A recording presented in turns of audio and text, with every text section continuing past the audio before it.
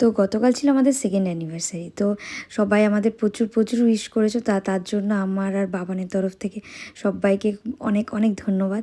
তো আজকে আমাদের কোনো প্ল্যানই ছিল না, তো হঠাৎ করেই আমরা বেরিয়ে গেছিলাম খাওয়া দাওয়া করবো বলে রেস্টুরেন্টে।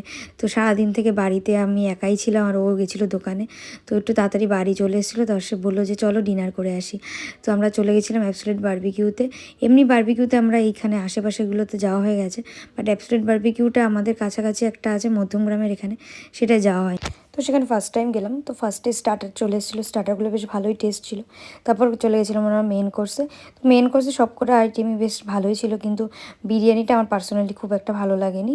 তো আমি মোটামুটি ফ্রাইড রাইস আর চিলি চিকেনটাই টেস্ট করেছিলাম। আর দেন আমার ফেভারিট জিনিস ডেজার্টটা আমার খুবই ভালো লাগে।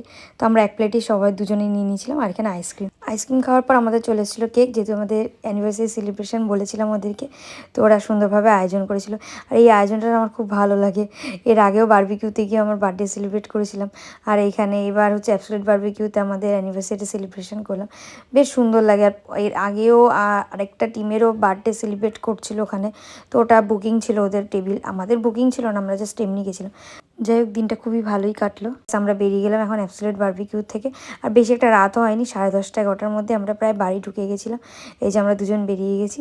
তো আজকে মিনি ব্লগটা আমি এখানে এন্ড করলাম। কেমন লাগলো জানিও, আর ভালো লাগলে please like comment share and subscribe my channel.